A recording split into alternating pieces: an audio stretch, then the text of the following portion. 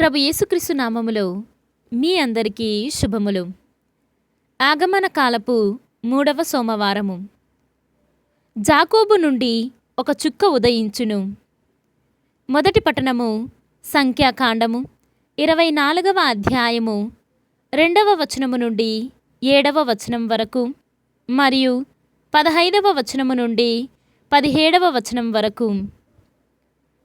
ప్రభువు ఇజ్రాయేలును దీవింపగోరెనని బలాము గ్రహించెను. అతడు మునుపటి రీతిగా ప్రభువు చిత్తమును ఎరుగుటకై శకునములను చూడబోలేదు. నేరుగా ఎడారి వైపు తిరిగి అచట గోత్రముల ప్రకారముగా విడిది చేసియున్న ఇజ్రాయేలీయులను చూచెను. బేయేరు కుమారుడు బలాము పలుకు దైవవాక్కు చక్కగా చూచిన నరుని సందేశము. అతడు దైవవాక్కును వినువాడు. మహోన్నతుడైన దేవుడు చూపు దివ్య దర్శనములను తిలకించువాడు. ఇజ్రాయేలు గుడారములు ఎంత సుందరముగానున్నవి! వరుసలుగా నాటిన ఖర్జూరపు వృక్షముల వల, నదీ తీరమున పెరిగిన తోట వలె, దేవుడు నాటిన సుగంధ వృక్షముల వలె, నీటి ఒడ్డున ఎదిగిన దేవదారుల వలె ఇజ్రాయేలు నివాసములు రమ్యముగానున్నవి. ఇజ్రాయేలు నుండి ఒక నాయకుడు ఉద్భవించును. ఆయన నానా జాతులను పరిపాలించును.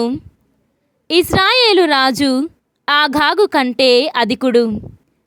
ఆయన మహావైభవముతో రాజ్యమును ఏలును.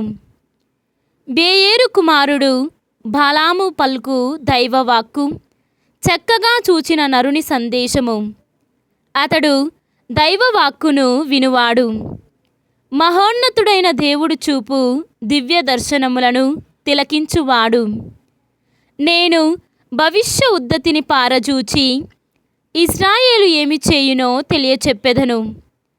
ఇజ్రాయేలు నుండి ఒక నక్షత్రము ఉదయించును. ఒక రాజు దండము బయల్వెడలను.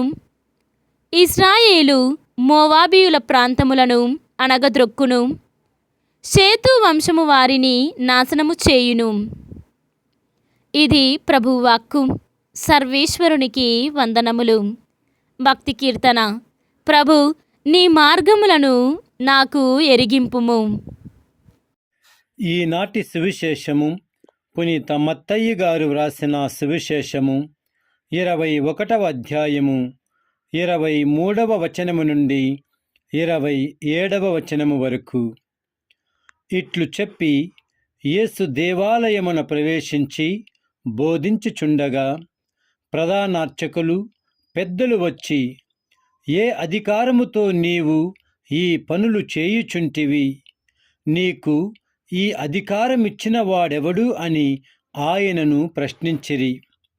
అందుకు యేసు, నేను కూడా మిమ్ము ఒక మాట అడిగెదను.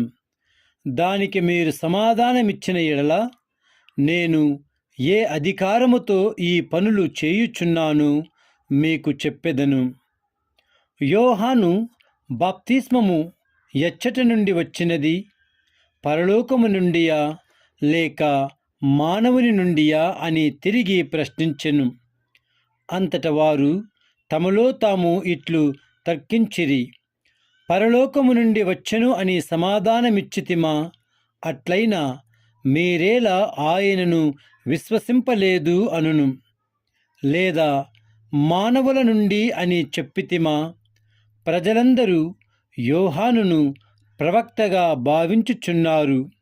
వారి వలన మనకేమి ముప్పు కలుగునో అని భయపడి అది మాకు తెలియదు అని పలికిరి. అప్పుడు ఆయన వారితో, అట్లయినా నేను ఏ అధికారముతో ఈ పనులు చేయుచుంటినో నేను చెప్పను అనెను. ఇది క్రీస్తు సువిశేషము. క్రీస్తువా మీకు స్తుతి కలుగునుగాక.